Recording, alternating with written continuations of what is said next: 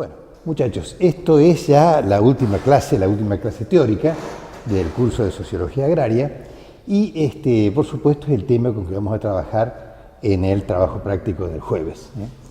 La impresión que da ver el material de lectura es decir, uy, qué peso, esto parece muy largo, ¿no?, para leerlo. Cuando entren en la lectura, esto ya lo probamos en el curso anterior en zootecnia, cuando entren en la lectura van a ver que hay algunas cosas que las pueden pasar bastante rápido, ¿no?, porque ya las hemos visto en otros temas. Por ejemplo, todo esto vinculado con la evolución agrícola. Lo hemos visto cuando vimos la formación de la estructura agraria argentina, pampeana, ¿no es cierto? Hay otros componentes que ya vimos desde la primera clase, como aquello de los tipos de sociedades, que son también aquellos viejos tipos de agricultura. ¿Recuerdan? Aquello que empezaba con el neolítico y terminaba con la agricultura financiera y la resistencia a la agricultura financiera. Así que posiblemente se pueda hacer una versión más reducida, pero tal como está es más el bulto que lo que... Pero sí, incorporamos una cantidad de componentes que hacen en sí a lo que es sociología, ¿no es cierto? Como aportes de la sociología a todo esto. Cosas que hacen el contexto y que nos tienen que ayudar a interpretar. ¿Interpretar qué? Acá, como dice el título, tecnología, aprendizaje y modos de pensar, pero ¿cómo qué? Como un contexto para evitar la evolución, para interpretar la evolución de la extensión rural. ¿Y la extensión rural qué es? Aquel trabajo que hacen los ingenieros agrónomos y predominantemente los ingenieros agrónomos jóvenes, vinculados con llevar a los productores las tecnologías más adecuadas y particularmente llevar, cuando es desde el aparato estatal como el INTA, llevar al universo que está en decidida situación desfavorable y de conflicto de los pequeños productores. El esquema más de que van a ver son un conjunto de cuadros, pero un cuadro resumen, no necesitan en sí copiar la estructura. Cuando busquen la lectura en fotocopiadora o cuando la bajen de la página web, van a encontrar que está esta matriz que he puesto acá, puesta allí. Así que si quieren hacer anotaciones allá, después en el práctico vamos a trabajar más intensamente sobre esto, con participación de ustedes. Entonces, ese compromiso que dice el título, señores, vamos a trabajar sobre la relación que hay entre la tecnología, el aprendizaje, el modo de aprender que se tiene y los modos de pensar. Gente. Estas cuestiones que a veces uno sí, claro, la tecnología cambia, pero los modos de pensar no cambian, los valores son los de siempre, ¿no es cierto? Tanto los valores éticos como los valores sociales, los valores religiosos, la actitud respecto a la naturaleza. Y nos vamos a encontrar que hay una profunda relación entre la evolución de la tecnología, la evolución de las maneras de aprender, de llenarlos la cabeza de conocimientos y los corazones de emociones. Hay mucha relación con la tecnología que se utiliza y eso está determinando modos de pensar que es realmente llamativo verlos así en términos comparativos, hasta qué grado pueden haber ido cambiando. ¿Cómo a su vez todo esto sería la única manera de entender, esta cuestión de cómo evolucionó la agricultura, cómo evolucionó la investigación agrícola, cómo ha ido cambiando? Otro rol fundamental de los ingenieros agrónomos. Trabajan en investigación, trabajan en extensión, trabajan en producción, por supuesto. La investigación agrícola y de ahí el tema de la extensión y el desarrollo rural. Y la insistencia que ha tenido esta asignatura, en toda la experiencia que han tenido ustedes, en referir todo al proceso histórico. No podemos interpretar el presente sin ver todo el pasado, porque el presente es, habíamos dicho al principio, la viviente suma total del pasado, y a lo mejor sobre el fin de la clase volvemos sobre esto. Acá, los diferentes tipos de sociedades, no tiene mucho de novedoso. Nosotros, cuando hablábamos de la sociedad tradicional, aquella que venía después de la caída del Imperio Romano, de la agricultura tradicional, ¿recuerdan? Con el fin del predominio del Imperio Romano y esa pulverización en el feudalismo, nos estamos refiriendo a las sociedades feudales, todo lo que va entre la caída del Imperio Romano y la Revolución Industrial, la motorización. Un larguísimo periodo que fue feudal en Europa y que fue colonial en América, por ejemplo. Esto es un tipo de sociedad que nosotros decimos, bueno, pero acá, ¿qué llevó a que cambiara tanto la sociedad? Y dijimos, insistentemente, la Revolución Industrial, ¿sí? La motorización, La revolución industrial estuvo precedida por la revolución científica, ¿no? Y la aparición de la ciencia moderna, a partir de ahí las tecnologías que primero fueron de los motores y después ustedes recuerdan cómo fue trasladándose eso a través del transporte, a través de la industria y después en el caso de la agricultura, los diferentes impactos que tuvo la motorización. Semillas mejoradas, ¿recuerdan? Monocultivo, agroquímicos. La revolución industrial, que a su vez nos llevó a una evolución necesariamente social. Una evolución social, ya no se podía pensar en feudos o colonias que llegaran a aplicar la industria, el industrialismo. No se podía pensar en servidumbre, en semiesclavos trabajando en las fábricas, eso no era así. Entonces el surgimiento ya no de la nobleza y la plebe, como en las sociedades tradicionales locales, o sea, pequeñas sociedades, feudos, haciendas, dedicadas a la parte de la cuestión agrícola, sino naciones. Es todo el largo periodo del surgimiento de las naciones. Si acá pusiéramos un número en la República Argentina, empezaríamos por 1810, ¿no es cierto? Que es el comienzo de la incorporación a la División Internacional del Trabajo de Argentina, que es incorporarse también a la industrialización, como ocurre más tarde con la sustitución de importaciones. Y acá esta revolución tecnológica nos da lugar a ciertas sociedades, digamos, nacionales industriales. Hablamos de un largo periodo en el que, honestamente, muchos de nosotros pensamos que vivimos todavía, porque esto se extiende hasta un momento bastante cercano, hasta lo que podríamos llamar el estallido de la globalización, aquello de la gran revolución tecnológica implicada en la computación, ¿no es cierto?, o en la informática, o la cibernética, como le queramos llamar, los nombres sucesivos que le vamos poniendo a esto, y también las comunicaciones satelitales. No cabe duda que nos han cambiado el modo de vida las comunicaciones satelitales y la computación. ¿Para qué vamos a decir el empuje que le han dado a la ciencia? El empuje que le han dado a la guerra, el empuje que le dieron a la guerra, a la computación, que es anterior a 1989, y las comunicaciones satelitales, fue tan fuerte que determinó que hubo uno que ganó en la Guerra Fría, ¿no? Y ese uno fue el capitalismo, fue Estados Unidos. Vino el desmembramiento de la Unión Soviética, y acá tenemos entonces otra revolución tecnológica, muy cercana para gente de mi edad, que uno dice, bueno, el gran cambio se produjo, si vamos a ponerle un año, en 1989, ¿sí? La caída del muro de Berlín, el fin de la Guerra Fría, la globalización. Ya el mundo no está dividido en dos, capitalismo y comunismo, con naciones dentro. Ya el mundo es uno solo y tenemos además con el tipo de pensamiento neoliberal que desmontar los aparatos estatales, para que el que gobierne no sean los estados, sino los mercados. El mercado global son todas cosas que hemos visto. Por eso les digo, no se asusten ante tal vez la extensión que puede tener esta lectura. En realidad son temas que hemos visto y que los vemos ahora tal vez incorporando otros ángulos. Entonces hablamos que de pasar ya en 1989 hasta lo que estamos viviendo hoy, ¿no es cierto?, y que vamos a seguir viviendo, acá decimos no termina en 2011, la sociedad global comunicacional, ¿sí? Esa sociedad global que empieza en el 89, con el fin de la Guerra Fría, con un enorme optimismo en la población mundial, porque decían, se viene la paz para siempre, se acabó la amenaza de la guerra atómica, se viene también el progreso indefinido, porque hemos descubierto la inteligencia artificial y una agilidad de las comunicaciones que tenemos presente de un modo modestísimo en nuestros teléfonos celulares, mucho mejor en la computadora, y por supuesto que hay desarrollos que todavía nosotros no alcanzamos. Y entonces viene un periodo que coincide con lo que vamos a ver de qué se trata, de dos subculturas que están en pugna hoy en día. Una subcultura central, un modo central de pensar. Ese modo central de pensar tiene que ver con el auge del neoliberalismo, la gran expectativa favorable respecto de los cambios. Esa gran expectativa favorable respecto de los cambios, ese pensar que Estados Unidos era el gobernador natural del mundo, dejando actuar a los mercados globales o protegiendo el accionar de los mercados globales, dura hasta, todavía, ya no tanto, ¿no? En el 2001 hay un primer traspiés en esa aparente invulnerabilidad de Estados Unidos, las Torres Gemelas, ¿no?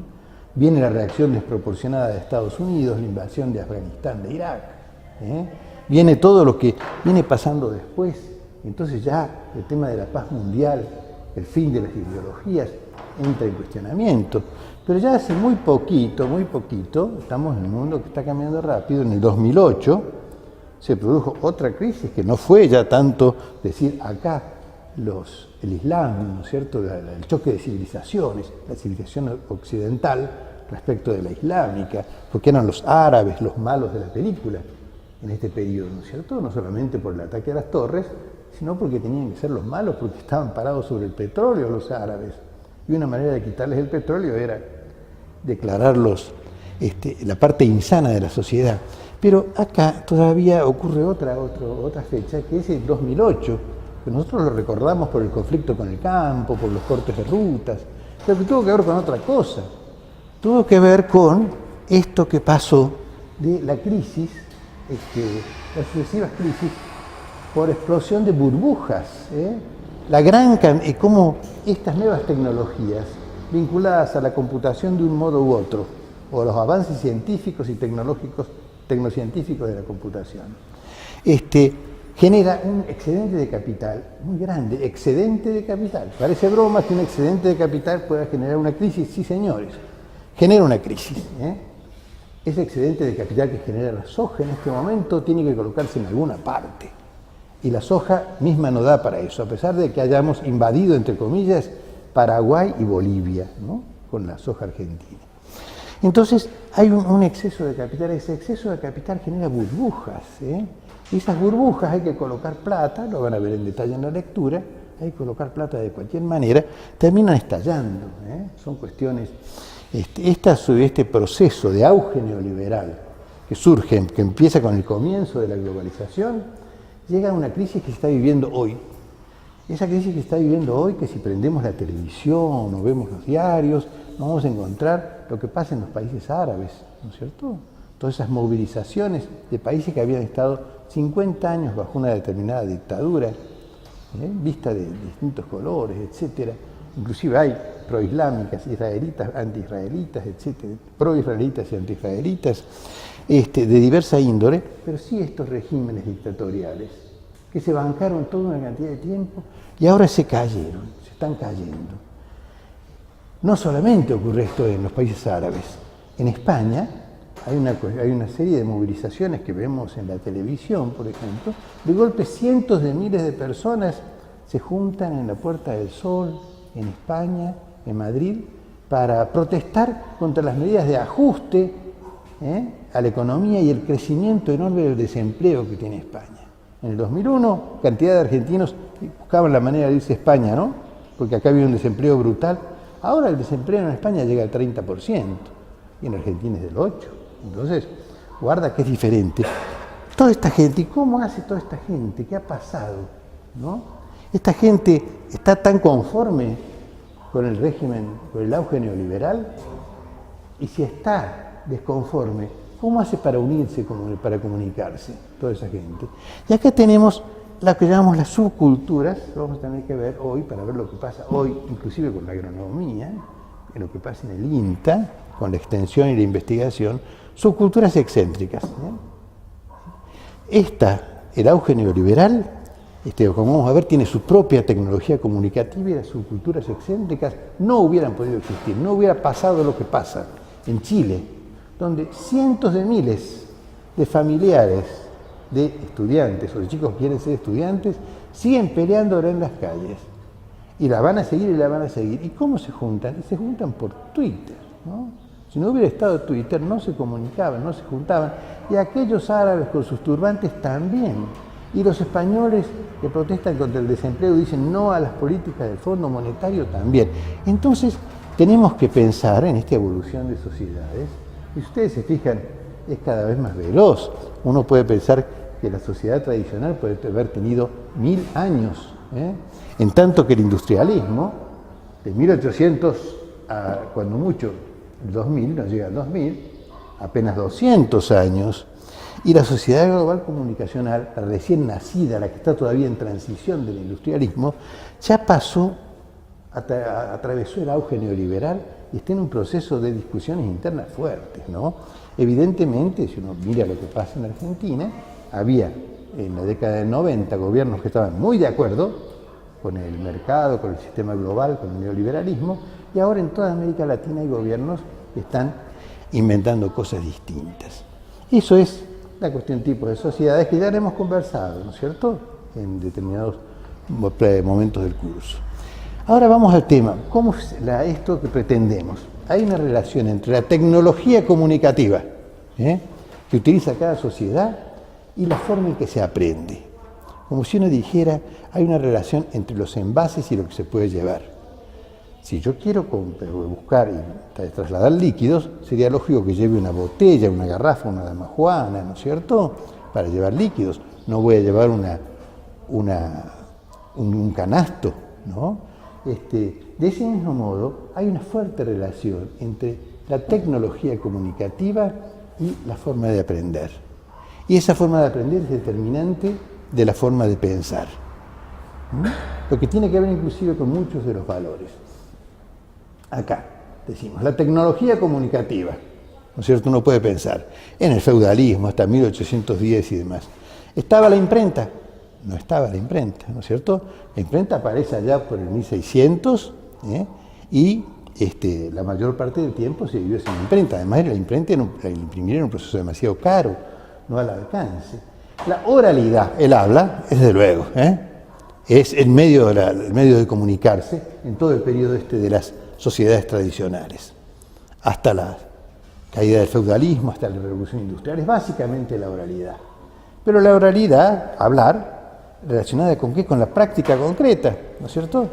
Entonces estaban enseñándole, bueno, mirá, para castrar un ternero, esto se hace de este modo, ¿no es cierto? Se lo inmoviliza así, se utiliza de esta manera, hay que tener cuidado con tales arterias, o para podar un peral, esto se hace de este modo. Y entonces, juntando la acción demostrativa, entonces tenemos acá esta oralidad, que da origen a un tipo de conocimiento.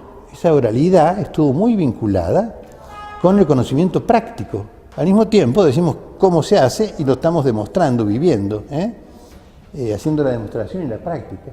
Un pensamiento en concreto, es sobre esto, no hay una abstracción, no hay una fundamentación por detrás. Un conocimiento colectivo, porque se aprende en grupo necesariamente. Un grupo que va a ser, como vamos a ver después, las familias, los grupos sociales. Y un tipo de conocimiento relativamente poco especializado, ¿no es cierto? Uno puede pensar que si era una familia de carpinteros, pues hacían todo el proceso, ¿no? Desde pulir la madera hasta entregar el mueble terminado, no especialización en distintas etapas. O lo mismo podía pasar con la agricultura, la artesanía y demás. Todo esto es anterior al motor y a la industria. ¿Qué vinculación tiene esta tecnología comunicativa, que es verdaderamente antigua y no tanto, es muy llamativo esto?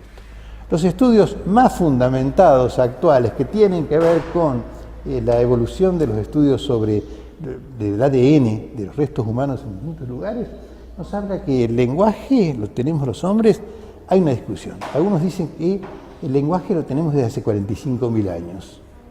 Otros dicen 35.000, o sea que por ahí anda, 40.000 años. Y antes, gestos, ruidos, ¿no es cierto? Expresiones y demás.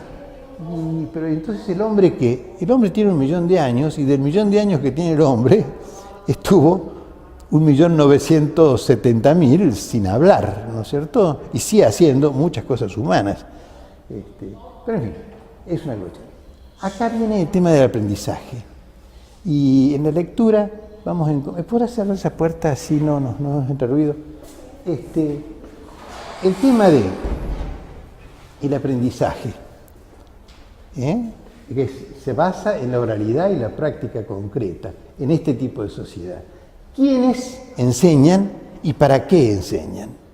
¿Quiénes enseñan? Y bueno, básicamente las familias, ¿sí? Los grupos familiares que podían ser ampliados en aquel tiempo, ahora son familias muy chiquitas, pero las familias, y también las familias, los grupos locales, que a veces son de parentesco, grupos locales que se conocen cara a cara. Esos son los que enseñan los más grandes a los más chicos las cosas que saben. Y después, ¿para qué enseñan? Fíjense que esta es una sociedad no comercial, es una sociedad de autoconsumo o de grupos locales.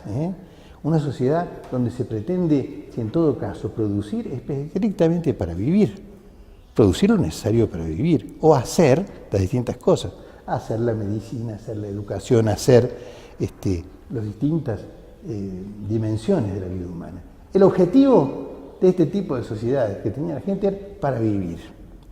Y después otra cosa, una cuestión que se va a proyectar mucho, para que nada cambie, ese conservadorismo.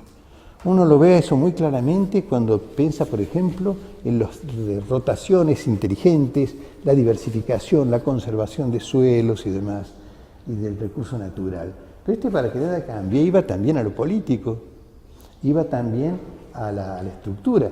Se pensaba, la familia es la única manera de agruparse, la autoridad era del padre, no puede haber ninguna otra cosa. Pero en todas estas sociedades, tanto las feudales como las coloniales, había unas hiperminorías muy pequeñas que estaban por encima. La nobleza, por ejemplo, o los terratenientes. Esa nobleza estaba asociada con la iglesia, normalmente en todos los procesos que hemos estado viendo, con la iglesia básicamente católica, apostólica, romana. Y esa iglesia y esa nobleza, por supuesto que tenía interés de que las cosas no cambien, porque esa situación lo favorecía. Al que era dueño de las tierras y los campesinos tenían que trabajar y darles la mitad de la producción, o brindarles trabajo gratuito por el uso de la tierra, como es en todo ese sistema que vimos, bueno, pretendían aquello de que nada cambie. Y acá aparecen muchas cosas todas juntas, que decimos, los modos de pensar. Bueno, tienen una cantidad de cosas en los modos de pensar, acá en la misma guía tienen, lo vamos a trabajar durante el práctico con las opiniones de ustedes. Pero, por ejemplo, los modos de pensar vinculados con lo social. ¿Qué hubo de la sociología en este periodo hasta casi el 1800? Como ciencia no existía, la palabra sociología no estaba. ¿Quién hablaba sobre cómo deben ser las relaciones entre la gente?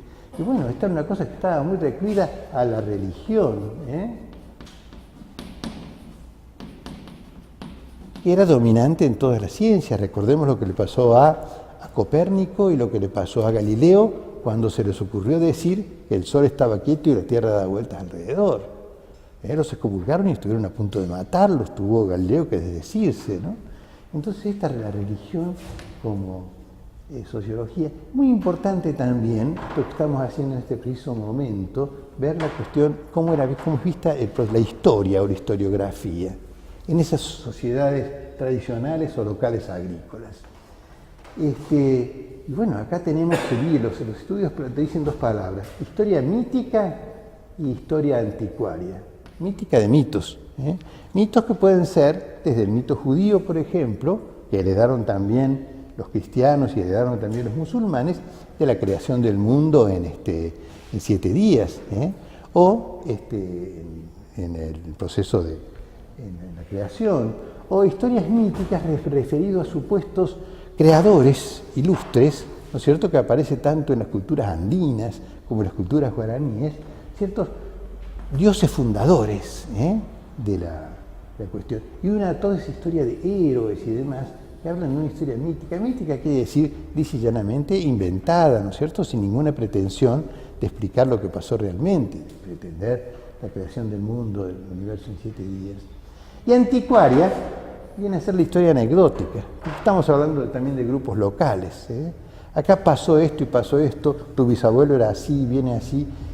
Todas una cantidad de cuestiones que han aparecido en películas muy interesantes, como Raíces, esa que hablaba de Recuerdos de los Negros. Una historia mítica y anticuaria que diera cohesión afectiva al grupo. Ninguna pretensión científica, ¿no es cierto? Más bien, viene acá el tema de decir, bueno, modo de pensar respecto a la propiedad. ¿Cuál es la propiedad que interesa en este periodo? ¿La propiedad de qué? Y es la propiedad de la tierra, que ya sabemos cómo se consiguió mediante la guerra, no había regímenes comerciales, ¿no es cierto?, ni compra-venta de tierras. Entonces, esa propiedad de la tierra a la que se accede por vía violenta y se va trasladando de padres a hijos a nietos. Pero, así como la propiedad más significativa acá es la propiedad de la tierra, cosa que ya pasó, nos queda presente, nos quedan vestigios como de todo, la idea del valor, ¿qué es lo que vale? Y acá se habla de un valor de signo, ¿no? Tener tierra significaba ser noble, ser aristócrata. Tener tierra, eso en las sociedades feudales. Significaba tener derechos sobre los demás, porque si alguien quería trabajar esas tierras, las únicas disponibles, pues me tenía que entregar o parte de su producción o trabajo por mi cuenta. Significaba también que si yo era noble, yo participaba de las discusiones en la corte respecto de la política. Eso cuando se traslada a América en el régimen colonial también es bastante visible. Los conquistadores se apropian de la tierra, ¿no es cierto?, en haciendas, tenían encomendada la evangelización de los indígenas, esa es la figura que se empleó para legitimar, y entonces en función de eso era una minoría blanca, ¿no?, europea, supuestamente noble o vuelta noble de golpe cuando fueron conquistadores de América, que eran los que manejaban un poder despótico sobre los indios sometidos. Entonces, el valor de la tierra tenía valor de signo. No, guarda que todavía queda, ¿no?, mucho de eso. Muchos terratenientes consideran que la tierra no solamente le da los beneficios económicos, sino que les confiere nobleza o aristocracia. Es una cosa vieja, pero que subsiste. Acá, ¿qué visión? ¿Cuál es la visión de la naturaleza en el modo de pensar? Y la gente que ha investigado los modos de pensar, por ejemplo, de los indios americanos o de cualquier tipo de pueblos primitivos, la naturaleza es considerada como sagrada, ¿no? La naturaleza, el hombre considerado como parte de la naturaleza, algo que hoy nos parece tan diferente. Nosotros somos los dominadores de la naturaleza, ¿no es cierto? Está para. Y entonces el hombre como parte de la naturaleza fue una parte de todo esto. Obviamente esto tiene relación, por supuesto, con el tipo de manejo que se hizo del mundo natural. Hay que pensar acá que la economía tenía poco valor, lo que valía era el trabajo, ¿no es cierto? Entonces el trabajo que se podía aplicar sobre la tierra en la agricultura para poder pagarle al terrateniente para que mi familia pueda seguir viviendo aquí, bien, regular o mal. Así como otra cuestión que uno diría, sí, a veces qué lejos que estamos de la agronomía, ¿no? Algo tan importante como la ciencia, es el arte, Son diferentes maneras de búsqueda de lo que llamamos la verdad o lo esencial, o la explicación. Son de diferentes vías, se las ha considerado a veces de diferentes jerarquías, pero es bastante dudoso. Y el arte, en estas sociedades, ¿qué arte había? ¿Cuál era el único arte permitido? El arte era el arte sacro. Lo único que se podía pintar, fíjense, durante siglos, vean toda lo que fue la pintura, la escultura, la arquitectura de las sociedades tradicionales. La arquitectura fue de grandes catedrales, de grandes iglesias, no se hicieron obras de arte distintas. Lo único que se podía pintar era a Dios, la Virgen y los santos, pero guarda con toda una serie de prescripciones. Pero por supuesto que había todo un sector popular que también tenía el otro arte, el arte de juglaresco, el arte para lo festivo, ¿no es cierto? Como lo tienen también los grupos indígenas. Hay acá una referencia también en los modos de pensar a la ética. La ética es el deber ser, cómo deben ser las cosas. Y bueno, si tenemos nosotros un régimen donde la oralidad, la familia es la célula base, ¿no es cierto? Es la autoridad indiscutida. La ética es, ¿qué soy yo? ¿Quién soy yo? Yo soy mi familia. Y dentro de mi familia, ¿qué me tocó ser? Yo soy el abuelo, entonces soy el consejero. Yo soy el padre, soy el que manda. Y ahí viene también otra cuestión vinculada con todo esto. Soy el que manda. ¿Y qué pasa con cuestiones como las relaciones familiares y el amor? Las relaciones familiares fueron de sometimiento absolutamente aceptado, ¿no? Van a encontrar una frase de María Elena Walsh, a la cual con toda seguridad ustedes conocen, como la conozco yo, la poeta y cantante, que habla, señores, el amor de ternura, el amor de cariño es un invento moderno, Viene con la revolución industrial, antes no estaba. El sojuzgamiento y el sometimiento, aceptar la ética de familia en aquel periodo implicaba aceptar, por ejemplo, el sometimiento laboral y sexual, ¿no? De las mujeres, y laboral y por ahí también sexual, de los niños, ¿no? Es duro de pensar en esos términos, pero son cosas que ocurrieron. Y acá viene una cuestión política. ¿Cuál sería la ideología política? el conservadorismo, el conservadorismo, y claro, las cosas tienen que quedar como están, lo que le llamamos el pensamiento de derecha que fue evolucionando con el tiempo, pero es el conservadorismo, ¿sí? Que todo quede como está. Acá hay cosas de las que con las cuales hemos trabajado, como que es este curso de agronomía. La evolución agrícola, ¿cómo fue? Y bueno, sí, la agricultura tradicional, hemos leído varias cosas sobre eso, ¿Y qué fuerza aplicaba? La fuerza ecosistémica. Qué palabra rara esto. ¿Qué es la fuerza ecosistémica? Hay ecosistemas, tanto naturales como modificados. Supongamos una granja que tiene en rotación agricultura con ganadería, con diversos cultivos, pero en una rotación inteligente, cosa de que esto se mantenga. Está aplicando cierta fuerza, cierta energía potencial de los ecosistemas.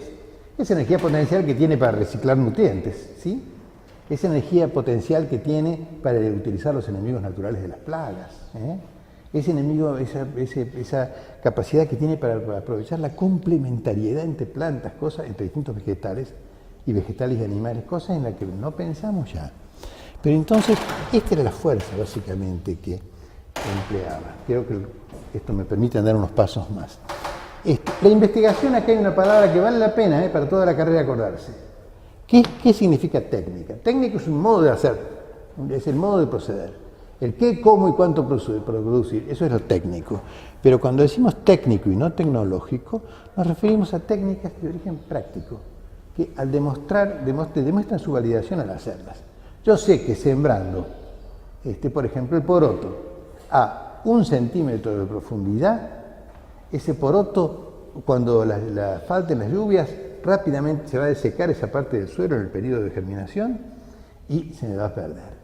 Si lo siembro a 5 centímetros de profundidad, bueno, el agua le va a llegar, pero tienen que ser lluvias fuertes, pero después para que la plantita, que en los primeros esfuerzos esté sacando el talluelo y los cotiledones afuera, 5 centímetros es mucho. Y bueno, señor, son 2 dedos. A 2 dedos se siembra el poroto, la soja también, dicen 2 inch. Hay cuestiones entonces que vienen de la práctica y que no están validadas científicamente. No necesitan que haya una validación por detrás. ¿Y quién hacía esa investigación? Las familias del productor y el grupo local, ¿sí? No estamos acá hablando ni de la ciencia ni de institutos científicos. Y acá viene el tema de la extensión. Y hay una cuestión que hemos dicho en su momento. Si los que sabían hacer agricultura eran los campesinos y no había ingenieros agrónomos, ¿había extensión? No.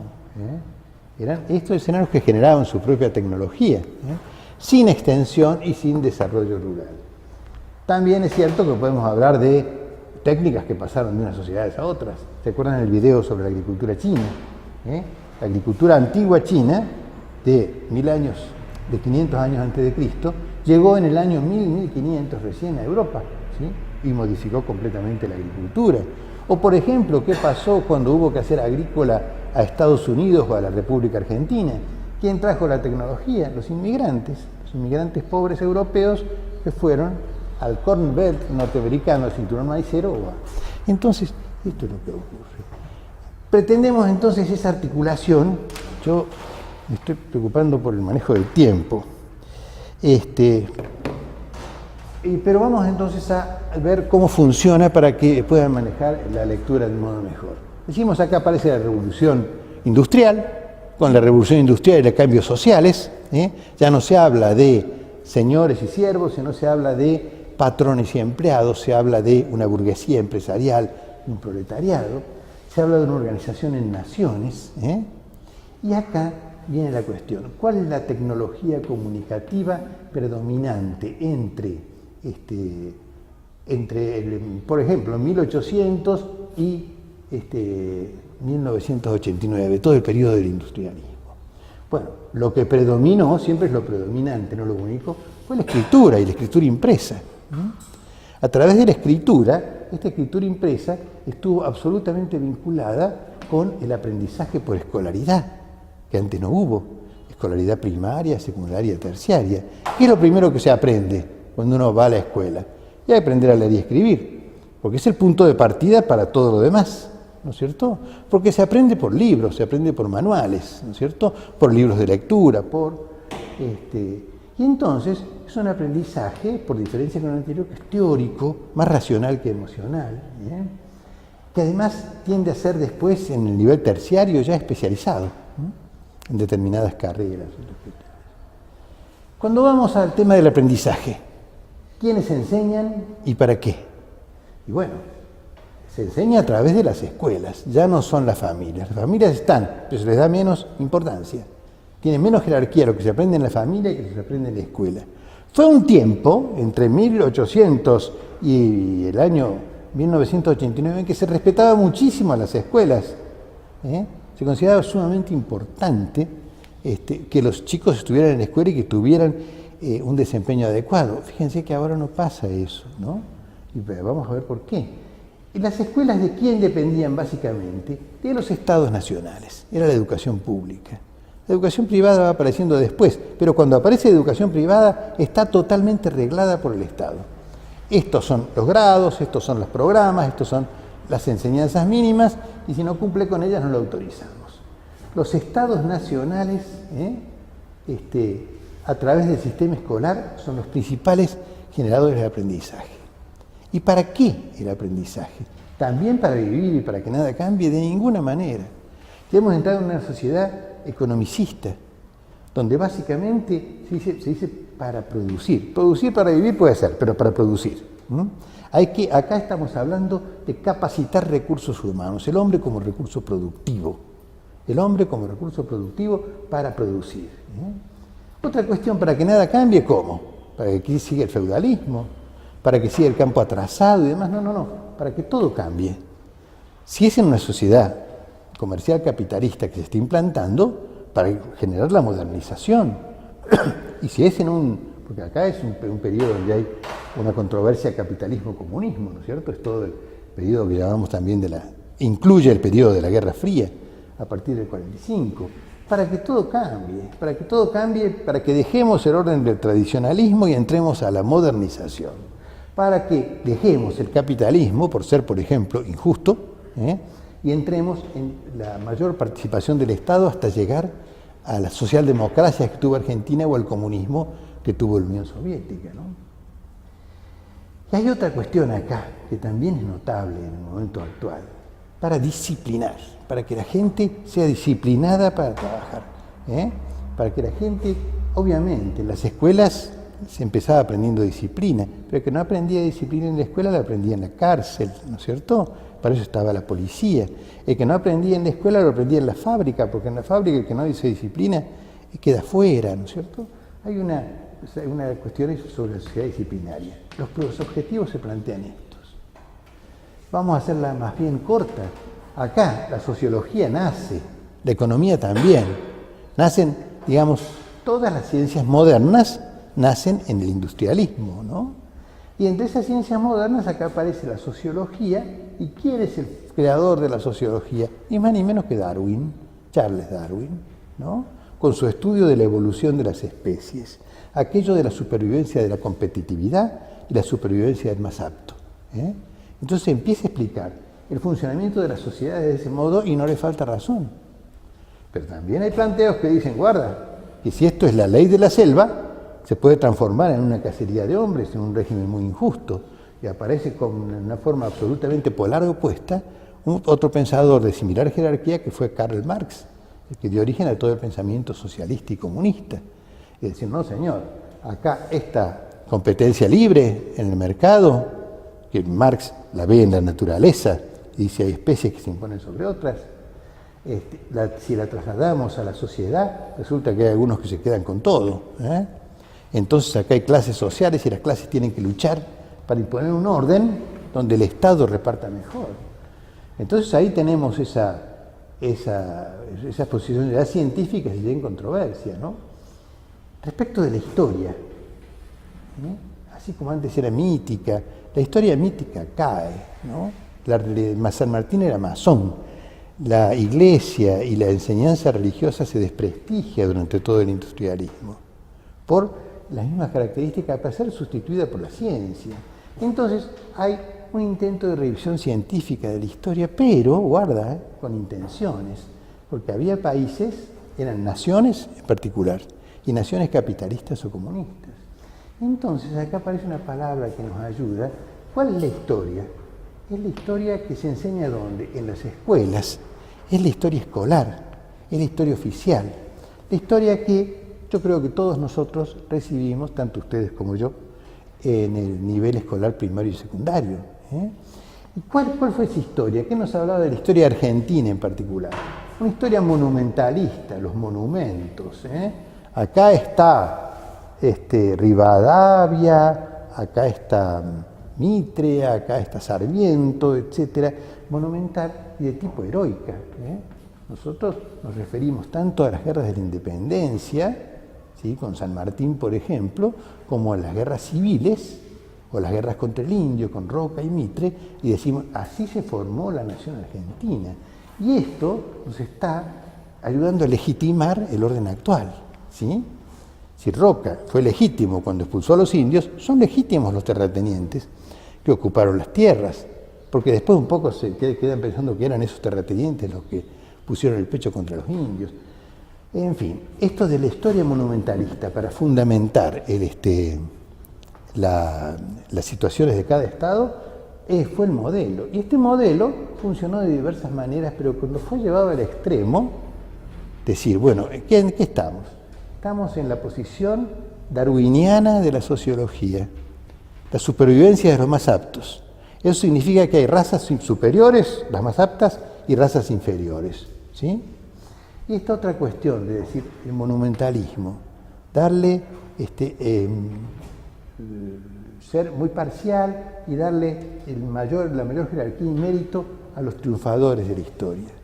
Bueno, la combinación en el país más avanzado del planeta, en este periodo que fue Alemania, el país más culto del planeta, la combinación de estas dos cosas, razas inferiores, razas superiores, los héroes y prohombres que promovieron los demonios, bueno, dio lugar a aquello del holocausto judío, de lo cual ustedes han oído hablar mucho, ¿no es cierto?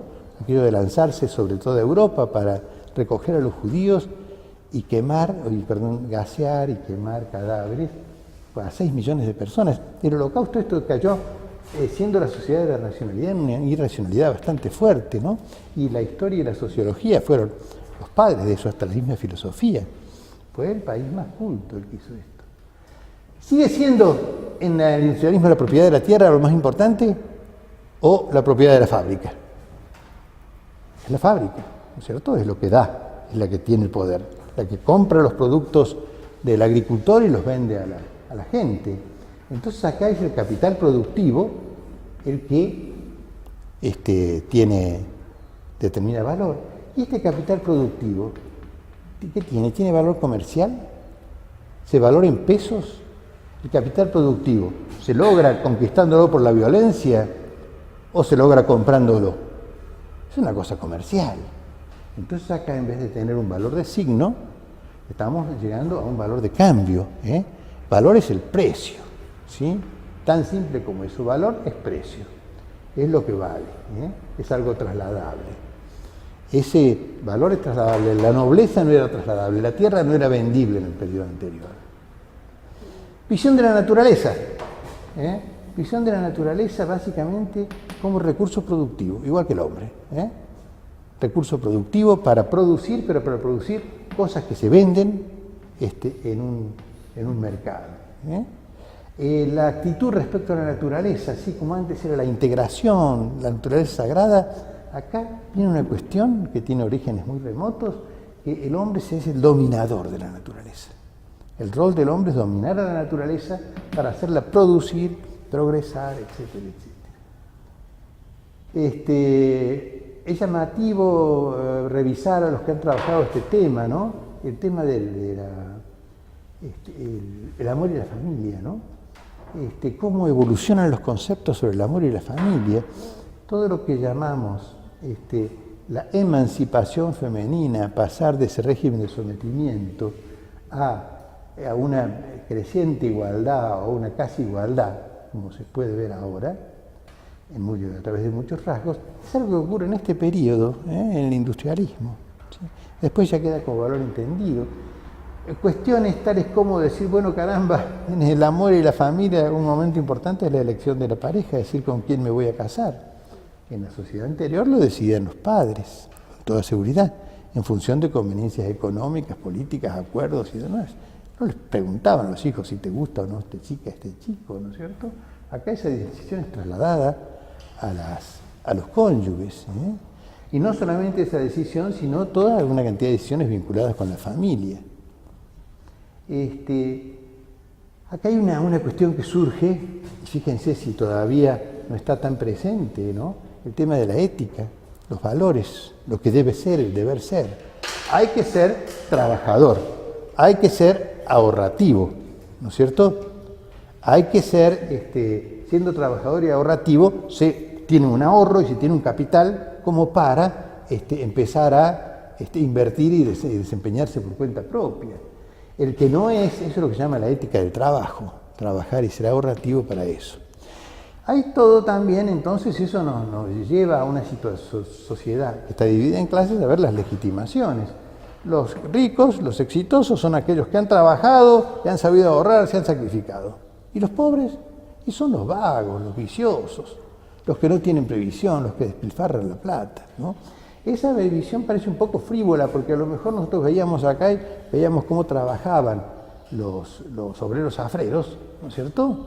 El trabajo intensísimo que hacían y cómo desde el café lo manejaba el patrón. Pero sin embargo, esa imagen fue absolutamente aceptada. En cuestión política, guarda que acá había un par de visiones distintas. La visión capitalista y la visión comunista. Ambas pretendían el desarrollo industrial, ¿sí? Pero en el capitalismo se decía desarrollo industrial, orientado por el mercado, según las cosas, según el precio que tienen, el costo y demás, será el mercado el que oriente el desarrollo industrial. En el comunismo, pues será el Estado, ¿no?, el que oriente. Hay, digamos, una evolución en los valores, que a lo mejor hay gente que dice, no, si los valores son inmanentes, duran para siempre, en las maneras de pensar y de sentir, que es muy fuerte. La tentación también de decir, bueno, pues si todo eso está vigente, es lo que pasa hoy. ¿Y esto? También está vigente, solo que esto tiene más importancia, ¿no es cierto?, más vigencia. Pero resulta que nosotros ni siquiera estamos en esta etapa. Muy rápido. Ustedes leyeron a Camila Montesinos, cómo es la agricultura moderna, todo ese proceso que empieza con la mecanización y termina con el uso de agroquímicos, semillas mejoradas, fertilizantes y demás. Pero aquí hay un punto importante también para verificar con respecto a lo que pasa ahora. ¿Cómo era la investigación? ¿No es cierto? Agrícola. Fíjense, pasó de ser técnica por las familias a ser tecnológica. O sea, ciencia pura. Hay científicos que hacen ciencia pura en organismos estatales, tanto norteamericanos como argentinos, como europeos, etc. Hacen ciencia pura en busca de la verdad, así como por ejemplo se pretendió conquistar el espacio, no porque diera plata el espacio, sino por avanzar, conocer, avanzar con los límites de lo conocido hacia la verdad. La tecnología es la ciencia aplicada. A partir de la ciencia pura se derivan aplicaciones que son agronómicas. ¿Y quién fue el que hizo la investigación tecnológica? Y los estados, en el caso de la República Argentina, el INTA. Cierto que el INTA traía muchas investigaciones que se habían hecho en Estados Unidos y las probaba acá, pero el grueso del trabajo del INTA en las estaciones experimentales era desarrollar tecnología adecuada no solamente al clima, sino al tipo de productor de la República Argentina.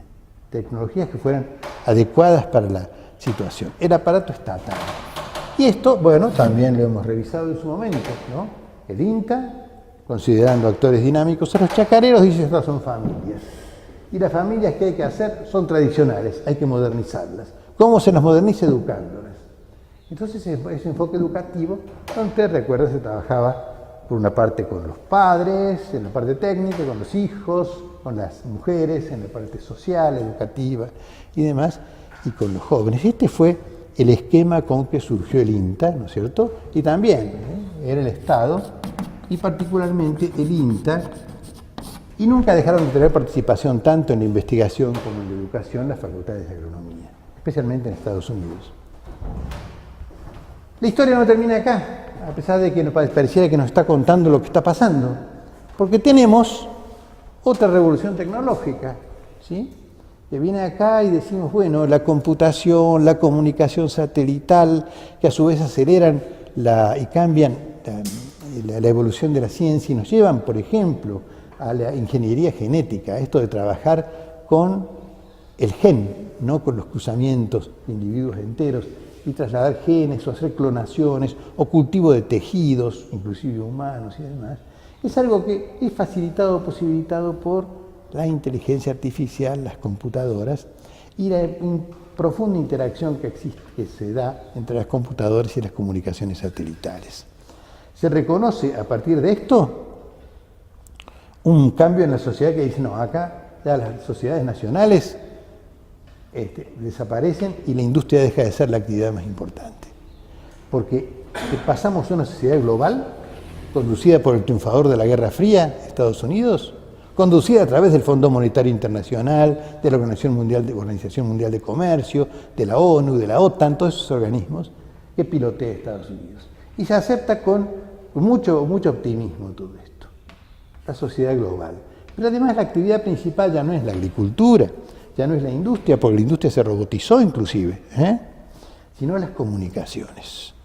Realmente el peso que tienen las comunicaciones de toda índole en nuestra vida cotidiana, en el funcionamiento cultural, político, etcétera, del mundo es notable. De manera que esta palabra está bastante bien puesta. Y una cuestión que dijimos al comienzo, ¿cómo comienza esto? Con un gran optimismo, con el auge neoliberal, que por lo menos va desde la caída del muro de Berlín, por lo menos hasta el 2001 o hasta el 2008 o hasta el 2011, que ahora es cuando están hirviendo las papas.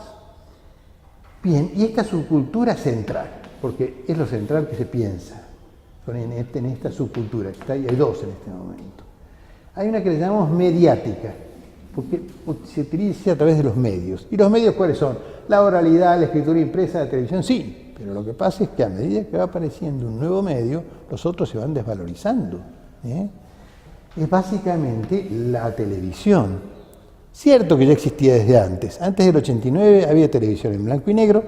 En Tucumán había 2 canales que funcionaban entre las, por ejemplo, 8 de la mañana y las 10 de la noche, con una programación absolutamente influida y controlada por el Estado. Ahora, por supuesto, tenemos otra televisión, una televisión global. Si uno hace turismo, tal vez en cualquiera de los lugares del mundo occidental, prende el televisor y los canales son los mismos. Si tiene la suerte de saber inglés, ve las mismas cosas en todas partes, ¿no?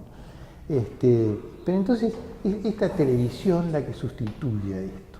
Esto es tan comprobable que si uno dice, bueno, ¿qué pasa con la escritura impresa? ¿Cómo andan de lectura los alumnos de la universidad? Tienen gravísimos problemas de lectura.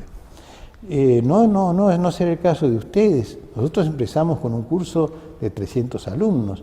Al tercer práctico, ustedes lo recuerdan, se redujeron las comisiones a la mitad.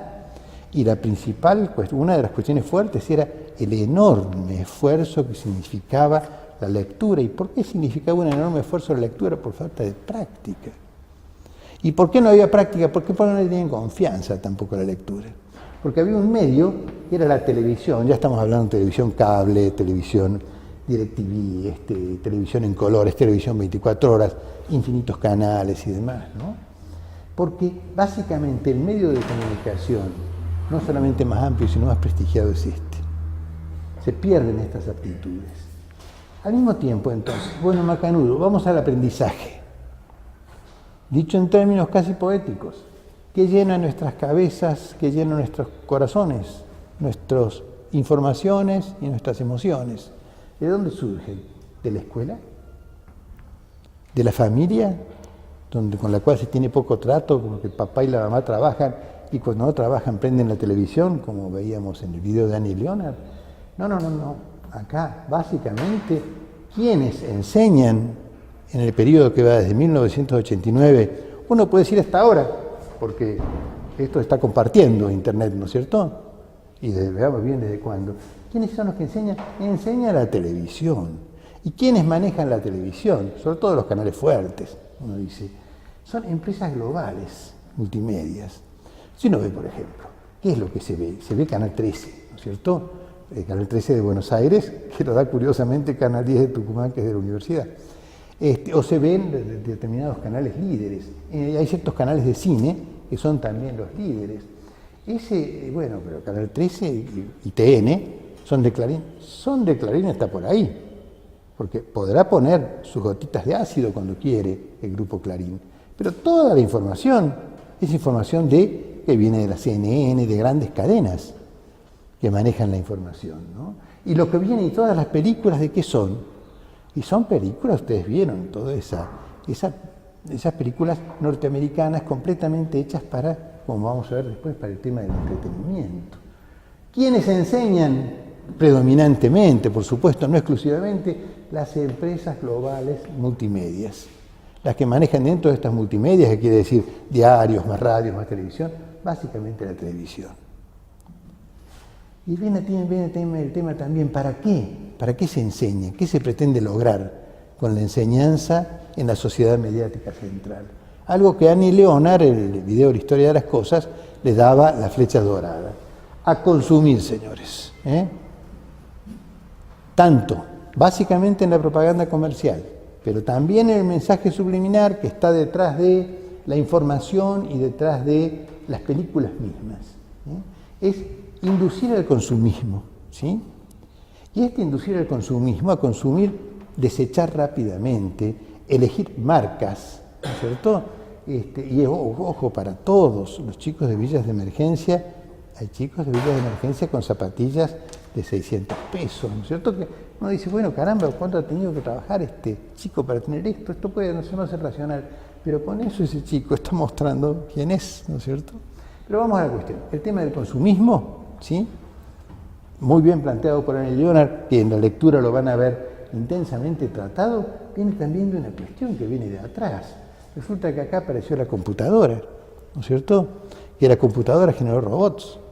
Entonces, ¿qué es lo más importante que tienen que hacer los hombres? ¿Producir? No, producir lo pueden hacer los robots, las máquinas computarizadas. Las fábricas tienen poca gente. El motor del sistema no es la producción, sino el consumo, ¿no? Y eso a su vez vimos que generaba consumos muy superiores a las necesidades humanas y demás. Entonces, estas empresas, ¿para qué? Para consumir. Hay algo que se dijo en su momento también en el auge neoliberal, para generar el pensamiento único. Es decir, la única manera que tiene la sociedad de organizarse es a través del neoliberalismo, o sea, sin Estado, privatizando, desregulando, apertura económica, apertura financiera y demás. Todo lo que salga de acá es propio de imbéciles, ¿no es cierto? Es un pensamiento superado. La seguridad de este pensamiento único. Y una cuestión que no está suficientemente tratada y extendida es el tema de la generación del miedo, ¿no? Si nosotros vemos los noticieros y vemos los comentarios periodísticos, nos encontramos que hay una cantidad de violencia delictiva enorme. No sabemos por dónde andar porque nos van a asaltar, nos van a matar, las mujeres van a ser agredidas. Y eso porque, bueno, los noticieros duran media hora, entonces vuelven a repetir la noticia, ¿no es cierto?, muchas veces. Cuando aparece, digamos, el mito urbano del robo de niños y el robo de mujeres y demás, avisan cuando una mujer desapareció. Cuando 2 días después volvió a su casa por cualquier motivo o la encontraron, eso no se avisa. La generación del miedo. ¿Y el miedo a qué? El miedo a la delincuencia común y el miedo también en otros ámbitos al terrorismo islámico, por ejemplo. Cada tanto corren cuestiones así. El miedo también a los extranjeros, a que en los países pobres superpoblados invadan lugares donde hay mejores posibilidades de trabajo. El miedo entonces a los otros grupos étnicos, el miedo a la delincuencia, eso se concentra. Hay trabajos muy importantes de Zaffaroni, que es el criminalista, no diré más importante de Argentina, pero sí de toda América Latina, que nos dice ¿A quién? ¿Quién es el enemigo hoy en la Argentina? ¿Con quiénes hay que utilizar mano dura y gatillo fácil? Con los delincuentes. ¿Y con cuáles son la franja de delincuentes? Están entre niños y adolescentes, ¿no? Tal como nos cuentan. Y niños y adolescentes que son pobres, que son de villa, que tienen determinados rasgos raciales, que son negritos, ¿no es cierto? Que se les atribuyen todos los vicios y demás. Eso puede tener un 1% de fundamento, ¿sí? Porque, por ejemplo, los chicos que comen Paco, que consumen Paco, tienen que comprarlo y tienen que robar para eso, pero un 90% de no fundamento. No nos dicen acá, por ejemplo, que tenemos por menos de 5.000 muertos, ¿no? Anualmente en la Argentina por razón de la delincuencia. Y no lo comparan con los 75.000 muertos que tenemos por el tránsito, ¿no es cierto? Es el gran matador, ¿no? Por supuesto, accidentes o cosas no deseadas y demás, o con tantas otras cosas. Es una cosa absolutamente puntual, hacer crecer el miedo a los pobres, el miedo a los árabes en Europa, a los argelinos, el miedo a los que nos invadan, el miedo al terrorismo. Acá, esta creación del miedo tiene mucho que ver con estas empresas globales que sí dependen de. Entonces, generar una adhesión tal al miedo que den adhesión al crecimiento de sistemas represivos ultra fuertes. Concretamente, volver a la doctrina de la seguridad nacional, donde se pueda recurrir a represión ilegal, ya no ideológica, racial, y por estatus social. Acá es esta cuestión, ¿qué aprendemos? ¿Quiénes nos enseñan ellos? ¿Qué nos enseñan a esto? Esto no es lo único. También tenemos nuestras familias, también tenemos nuestra escuela, es una cuestión acumulativa. Pero esto tiene mucho más incidencia, ¿no?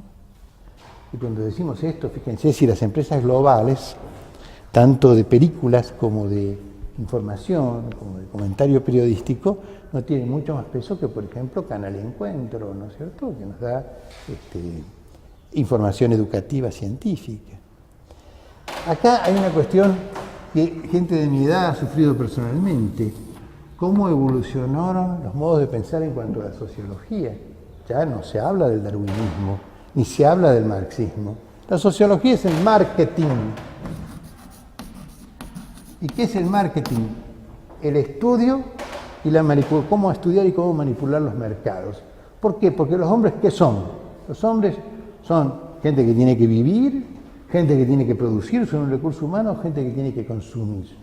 Los hombres son vistos como consumidores, entonces los estudia como potenciales consumidores, para poder después actuar respecto de ellos, para inducirlos a consumir determinadas cosas y consumir además más y más y más. Inducir al consumismo. Ha caído muy bajo, ¿no? ¿Qué pasa acá con la historia? Es una cosa sorprendente. A mí me toca enfrentar, es una manera de decir, a grupos grandes de alumnos, al armar el programa de la materia, al discutir. Pero ¿qué vamos a perder el tiempo estudiando historia si la historia es una cosa que ya pasó? Y claro, esa es la idea que se tiene en la subcultura televisiva, central mediática. La historia no existe. ¿Por qué no existe? Porque el hombre es básicamente un consumidor. Consumir es ser feliz. El acto de comprar es mejor que el acto de copular, inclusive, es considerado así. Pero acá, ¿cómo viene? A su vez, ¿el consumo de dónde viene? ¿Cómo se forma el consumidor? Mediante la propaganda. ¿Qué propaganda? La última. Entonces, resulta que es como si nos hubiéramos estado modelando exclusivamente a través de la propaganda comercial y de la influencia de los medios.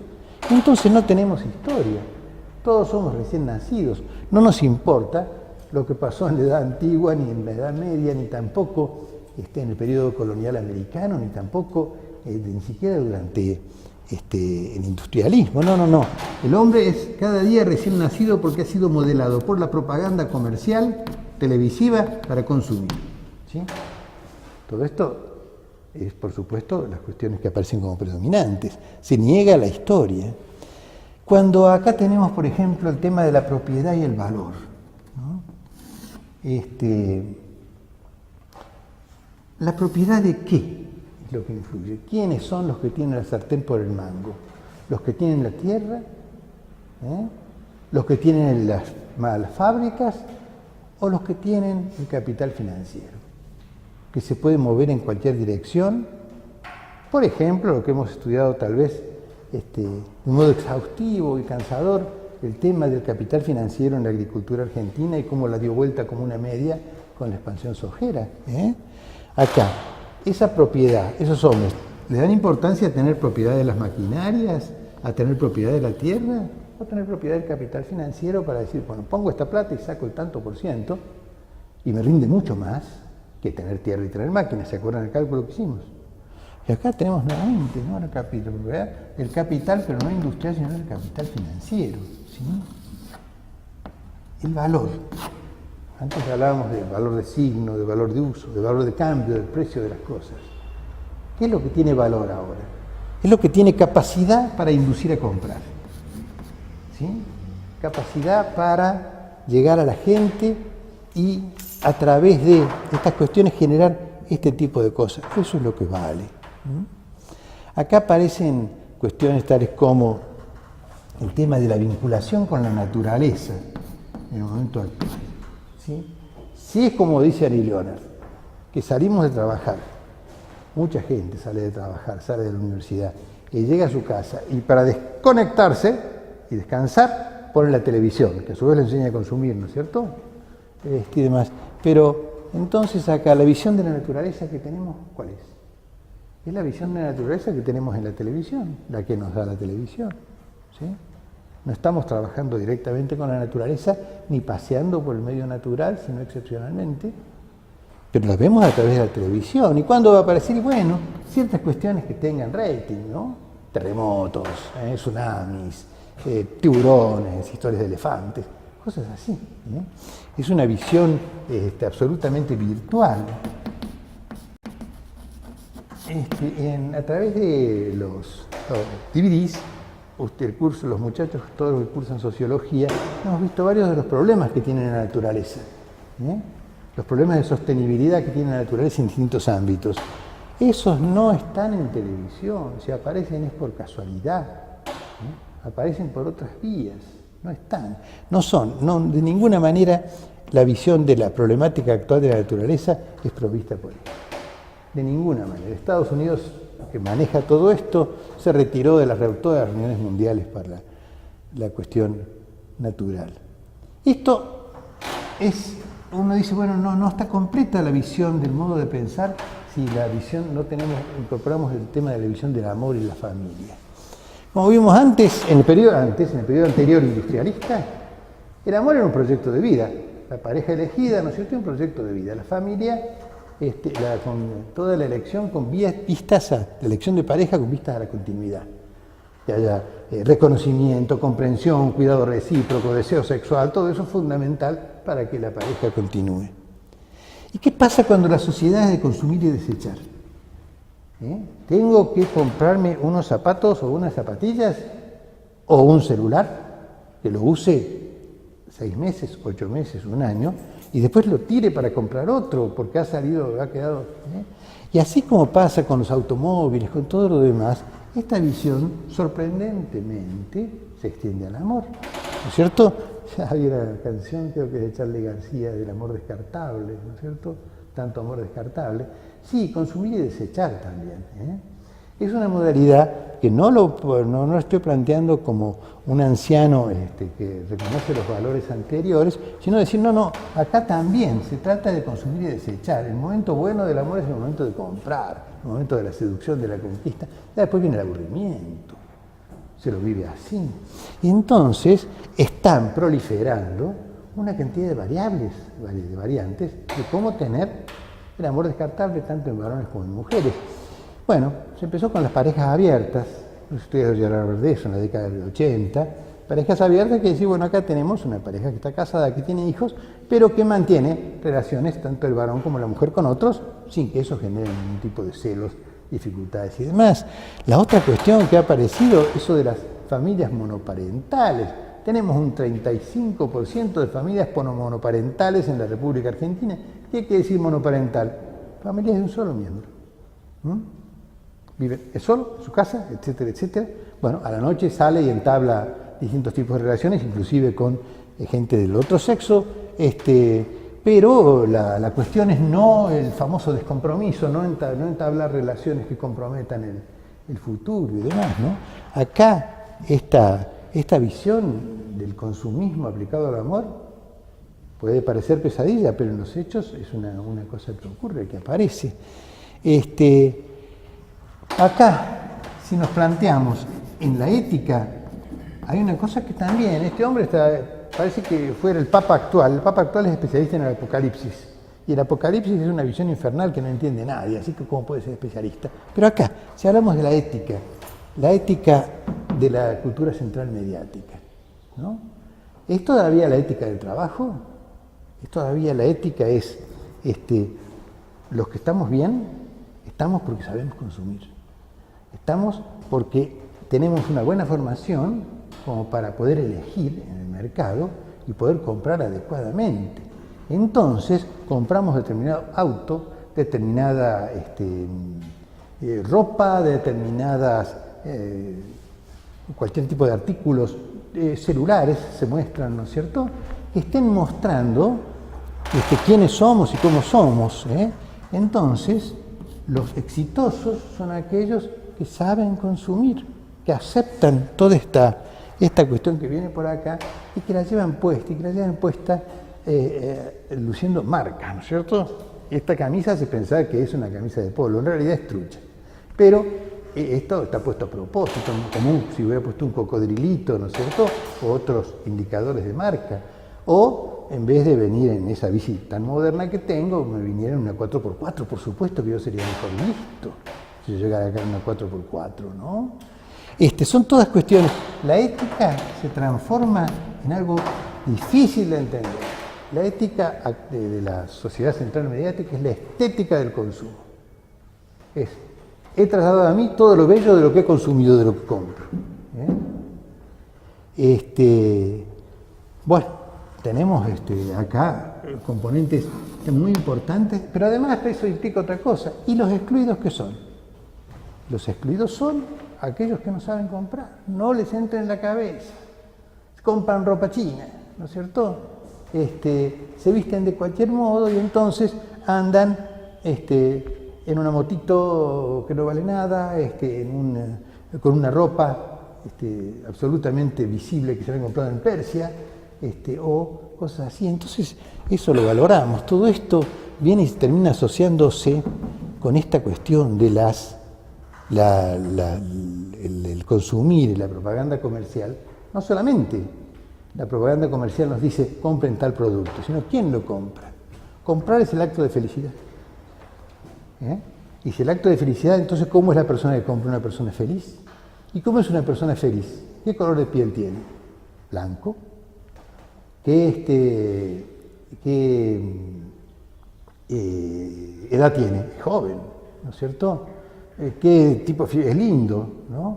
¿Qué temperamento tiene? Es alegre, es triunfador. Ese modelo humano, ¿no?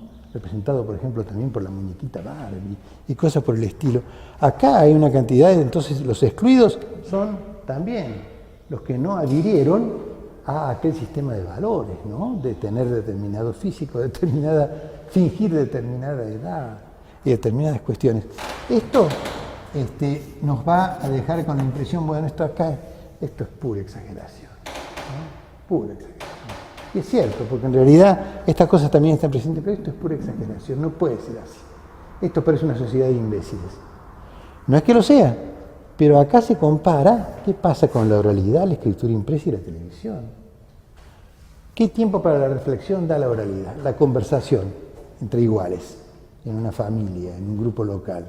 ¿Podemos parar? ¿Podemos discutir al otro? ¿Podemos decir, no, eso no lo entiendo o no estoy de acuerdo? ¿Podemos desarrollar una posición propia? Sí.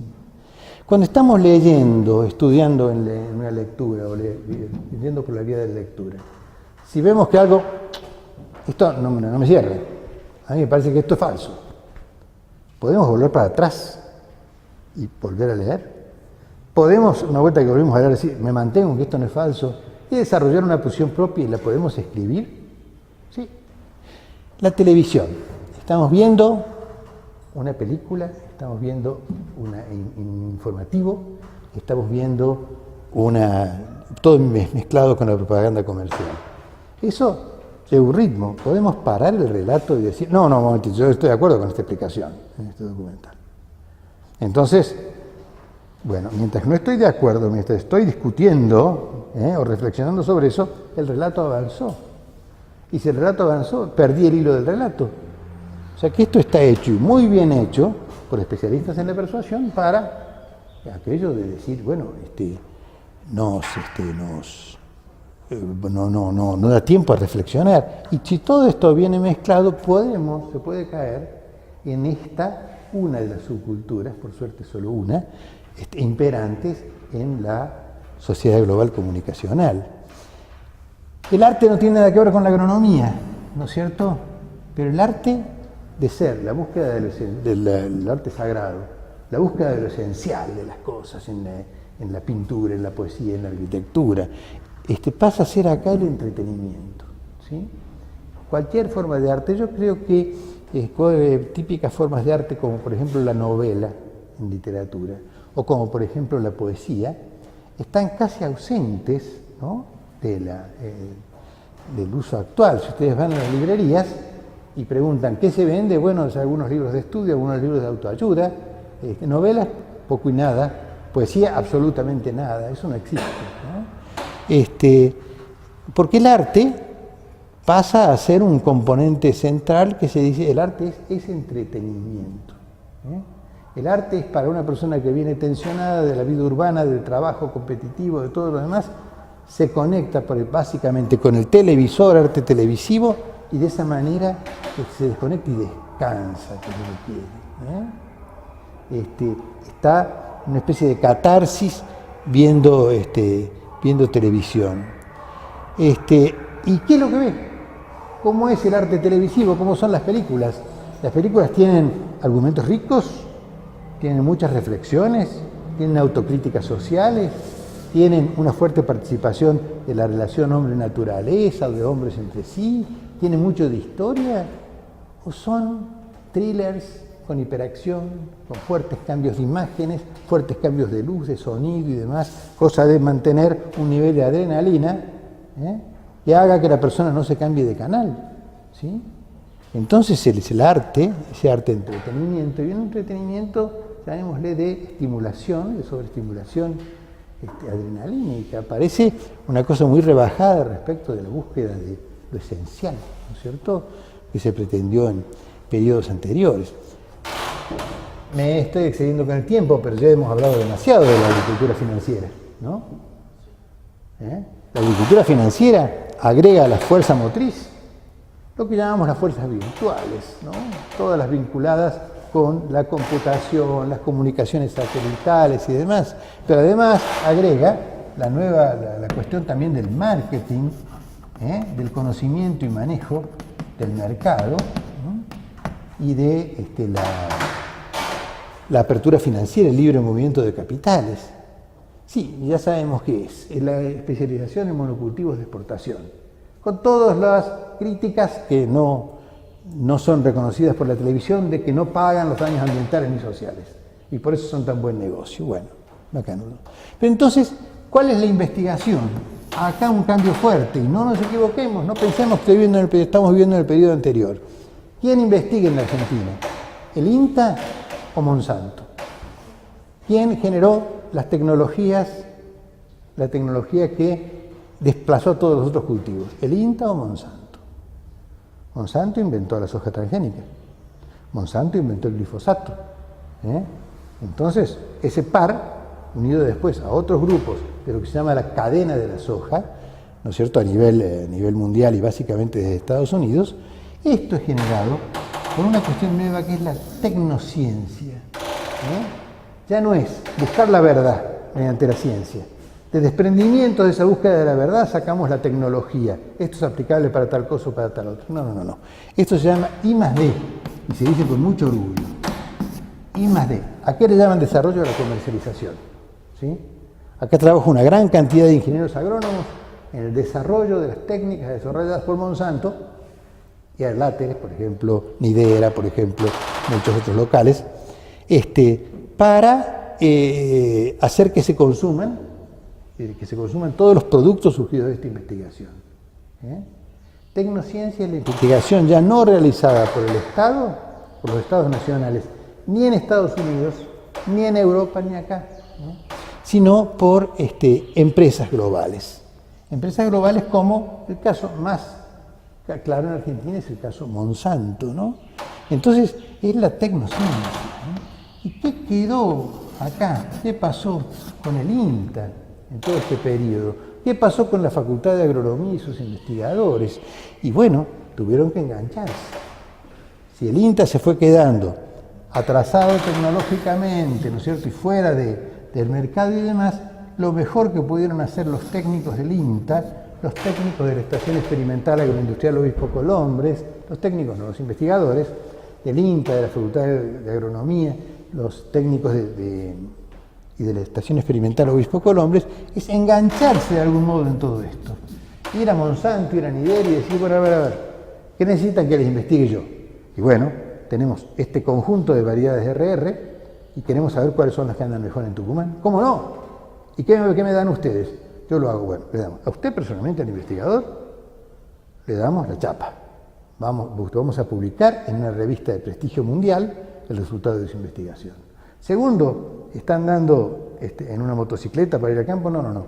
Le ponemos una 4x4 para que controle los ensayos. Y además lo vamos a traer a que haga un viaje en Estados Unidos y durante 3 años nos cumple, le damos 1 año en Estados Unidos para que haga una maestría rápida, o un doctorado a distancia, de manera que ese investigador se fue para arriba como una burbuja en el mar, ¿no? Es una gran ventaja.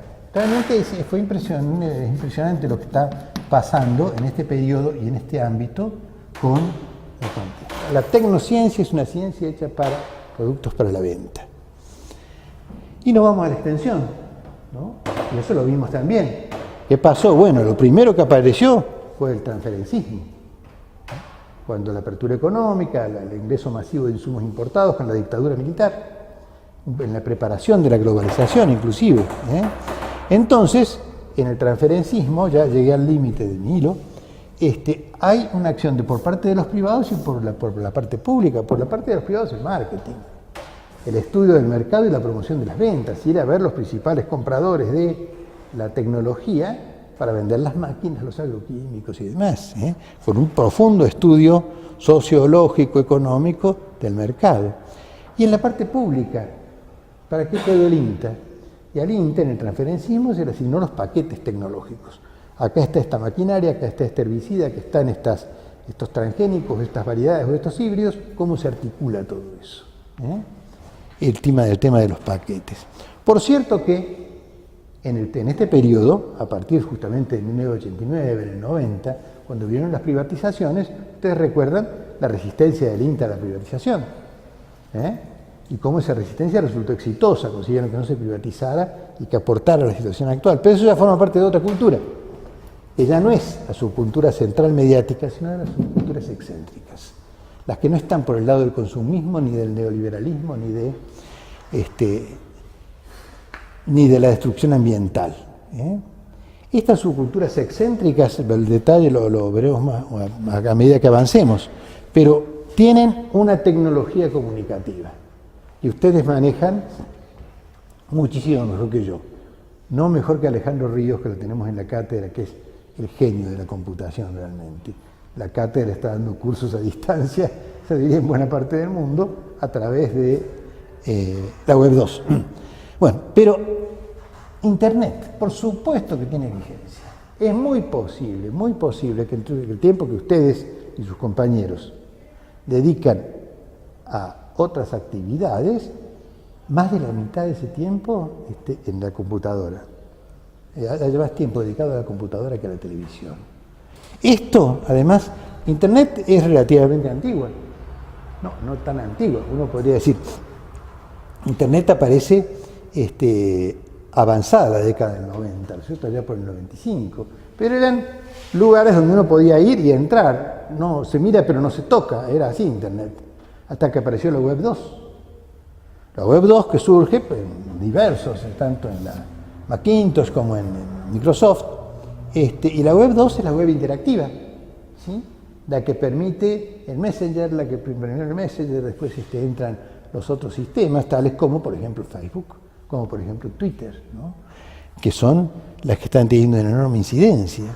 Y acá, entonces, resulta que cuando vamos y nos fijamos, una tecnología comunicativa actual que está generando una importante cantidad de nuevos aprendizajes, que está generando nuevos y diferentes modos de pensar, y está proponiendo cosas distintas para la agricultura, aparece acá. Estamos hablando del año 2004, cuando surge la Web 2. Ya estabas muy cerquita de lo actual, ¿no?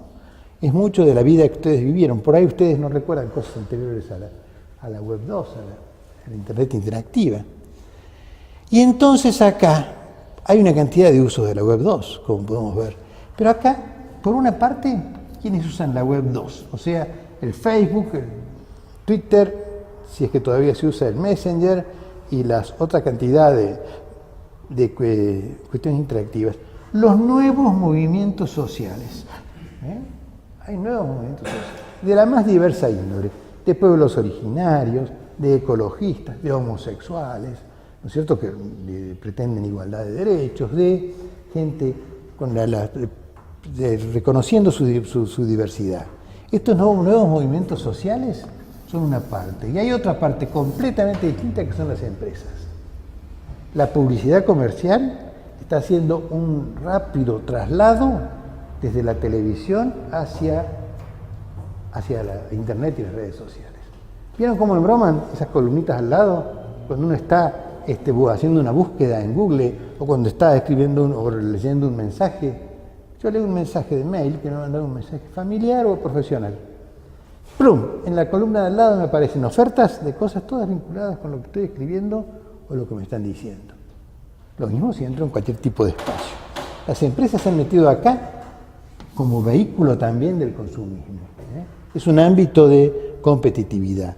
Y entonces decimos, en el para qué se enseña a través de redes sociales, es tanto la resistencia a la globalización, estoy obsesionado con el tiempo, y termino ya en 5 minutos, tanto la resistencia a la globalización, la búsqueda de decir, vale más los derechos humanos que el consumismo. Cuando decimos derechos humanos, decimos en sentido amplio, no hablamos solamente de las madres de Plaza de Mayo.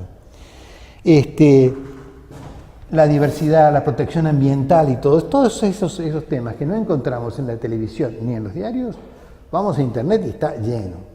Y no solamente podemos informarnos, podemos aportar, podemos preguntar, podemos actuar dinámicamente. Y no solamente eso, sino que además acá volvemos al tema.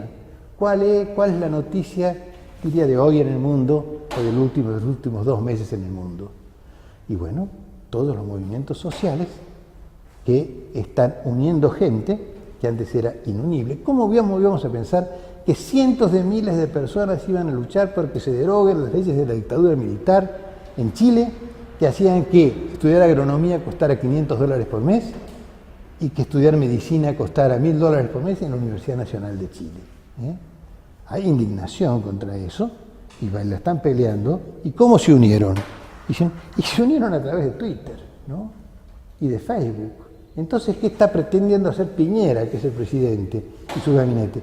Bueno, ¿cómo hacemos para prohibir el uso de estos usos de Facebook y de Twitter? Pucha, y van a sus especialistas y no pueden. Y resulta que lo mismo está tratando de hacer el presidente en España. Es decir, los indignados por la desocupación. Parémoslos, cortemos Twitter. Bueno, no se puede, guarda, es difícilmente controlable. Y si lo controlan van a aparecer hackers que van a restituir los sistemas. Por el momento son cosas que están ocurriendo de mucho peso en el mundo, ¿no? Cuando llegó la crisis del exceso de capital de inversión, el reventamiento de burbujas y todo, a Europa y trajo todos estos movimientos de resistencia. Así que no es una cosa para decir, bueno, si bien esta cultura es central, esta está creciendo. Y en el crecimiento están metiéndose también, ¿quiénes? En el ASTA. ASTA era su cultura central mediática. Esta se está metiendo acá también. ¿Sí? Pero hay por lo menos coexistencia. a nivel de la sociología, acá aparecen las ramas de la sociología crítica, ¿no? Crítica del marketing, es decir, supereconomicismo, consumismo, derechos humanos. Acá tenemos una serie de planteos respecto de, por ejemplo, hay una cosa sorprendente, ¿qué está pasando con la propiedad? ¿No? Pareciera que en una sociedad comunicacional algo muy importante son las comunicaciones, algo muy importante son las informaciones. ¿Están ferozmente sometidos a propiedad privada? ¿O podemos acceder libremente a informaciones a través de Internet? Hay muy variadas informaciones, inclusive informaciones secretas. Hay gente que las decodifica y las pone a disposición de todos, ¿no?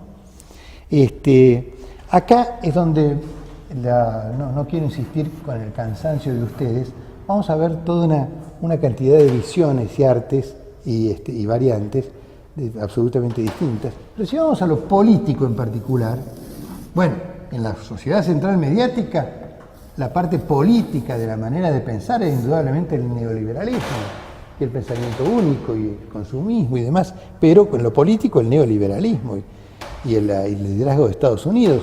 La posición política acá es absolutamente contraria al neoliberalismo, ¿no? Acá dicen, tiene que actuar el Estado, pero no solito, con organizaciones de la sociedad civil, con nuevos movimientos sociales, articulados con el Estado y articulados bien, ¿no? No que nos pase como nos ha pasado en Argentina, con las madres de Plaza de Mayo, donde se metieron los Schocklender, se agarraron una buena parte de la plata y desprestigiaron absolutamente, no solamente a las madres de Plaza de Mayo, sino a muchos movimientos sociales. Acá tiene que intervenir los movimientos sociales, sí, pero con el Estado. ¿Y qué Estado? El Estado privatizado, no, hay que reconstruir el Estado, como se ha reconstruido el INTI y las universidades, para articularlos con los movimientos de la sociedad civil, por articularlos con los perjudicados por la desocupación o por la contaminación, o los perjudicados por el PACO o los perjudicados por el consumismo, ¿no? Perjudicados psicológicamente. En la agricultura, acá no es que estemos en pañales, hay avances. Se están planteando alternativas a la agricultura financiera. Entre esas alternativas está todas las vinculadas con agroecología, que es una ciencia en construcción. La agroecología no es la agricultura tradicional, es aplicar todos los recursos de la agricultura actual, de los recursos científicos actuales, a perfeccionar la agroecología, una agricultura que no dañe ni ambiental ni socialmente. Y cuando caemos acá al tema de la investigación alternativa, ¿quién la hace? Recuperar el Estado, pero no el viejo Estado, no, un Estado controlado por los organismos de la sociedad civil, pero que a su vez controle a los organismos de la sociedad civil, los nuevos movimientos sociales, desde ecologistas hasta sociales de diversa índole. En la extensión tenemos alguna experiencia, cuando el INTA tuvo que defenderse y tuvo que salir y decir, señores, acá no todos son los agronegocios, también están los productores pequeños y medianos, hay una diferenciación de audiencias, ¿recuerdan eso? Entonces vamos a hacer cambio rural para trabajar con los pequeñas y medianas empresas, con los familiares capitalizados, vamos a hacer el programa social agropecuario para trabajar con los minifundistas, vamos a hacer uno y otro. Esto es un primer paso. Y el paso más reciente es lo que trabajamos en el práctico pasado, aquello de los nuevos avances que están proponiendo y nuevos ángulos que están proponiendo el desarrollo rural territorial y planteos como el de la economía ecológica, ¿no? Uno diría, bueno, claro, está más de este lado que de este otro, pero en este momento sí, la controversia que tenemos no es campesinos versus terratenientes, ni tampoco capitalismo versus comunismo, no, son estas dos cuestiones, son los derechos humanos contra el consumismo y el poder financiero, y eso se está manifestando a través de estos distintos medios. Bueno, si esto les da coraje para emprender la lectura, piensen que en realidad de las páginas que están escritas, apenas la mitad son cosas nuevas que pretendemos utilizarlas para interconectar todo esto. Y bueno, nos vemos en los prácticos. Bueno, hasta luego entonces.